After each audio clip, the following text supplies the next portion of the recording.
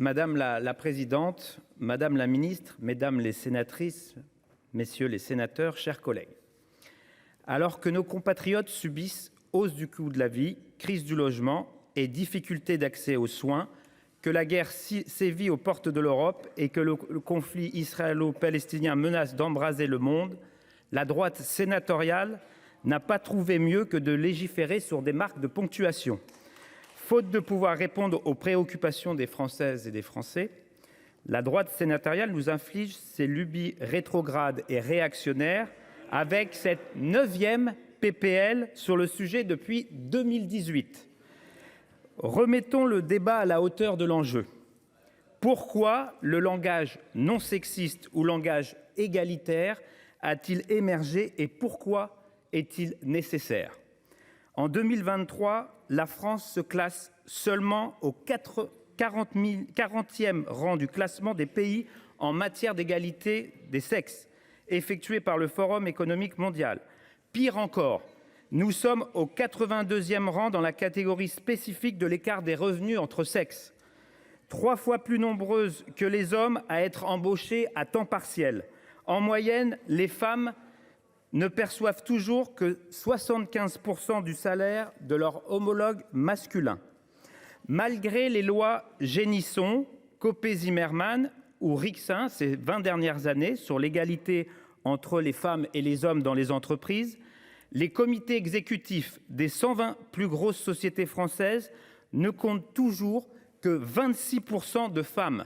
Et seules 3 entreprises de CAC 40 sont dirigées par une femme. Dans cette assemblée, nous ne comptons que 126 sénatrices sur 348 élus, soit 36%. Un taux qui ne progresse plus puisque nous étions à 35% avant le renouvellement de 2023. D'où vient ce plafond de verre ? Si nos politiques publiques n'ont qu'une efficacité limitée, c'est parce qu'elles sont mal appliquées et pas suffisamment accompagnées de sanctions. Mais c'est aussi parce que les représentations et les stéréotypes sexistes, qui sont autant d'obstacles à l'égalité homme-femme, perdurent dans notre société. Et ces représentations passent par notre langue et l'usage que nous en faisons. C'est pourquoi il est important d'adopter un langage non sexiste, un langage inclusif, c'est-à-dire un ensemble d'attentions lexicales, syntaxiques et graphiques permettant d'assurer une égalité des représentants entre les femmes et les hommes, comme le définit le Haut Conseil à l'égalité entre les femmes et les hommes. C'est cette aspiration à l'égalité que veut interdire le texte dont nous discutons aujourd'hui. Interdire, prohiber, bannir, éliminer, annuler. Revoilà donc, sur ces bancs, les apôtres de la cancel culture.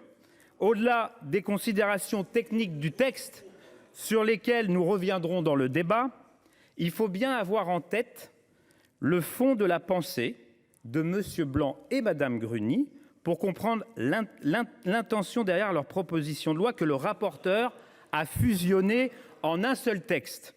Dans son exposé des motifs, M. Blanc écrit, je cite, « Notre pays est la proie de revendications diversitaires et victimaires toujours plus véhémentes. L'exigence d'une langue féminisée est l'une de ces revendications. Il est de notre devoir de nous y opposer. » C'est écrit noir sur blanc. La cible de ce texte, c'est la féminisation de la langue et de la société. Dans la langue comme ailleurs, il faudrait, pour M. Blanc, que le masculin continue de l'emporter sur le féminin. Quant à Mme Gruny, elle n'est pas en reste puisqu'elle refuse pour elle-même la féminisation des titres et fonctions et continue de se désigner sous les vocables masculins, sénateur, conseiller, départemental et vice-président.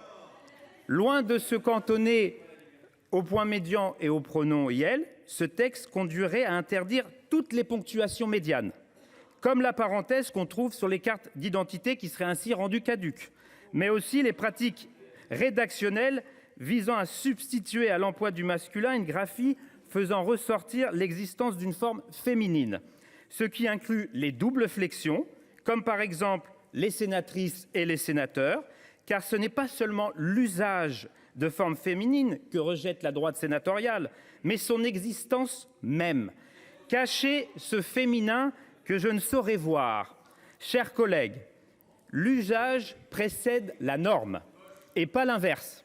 Vous aurez beau dresser toutes les barrières et mettre toutes les œillères qu'il vous plaira, la langue française n'appartient pas aux législateurs et législatrices que nous sommes.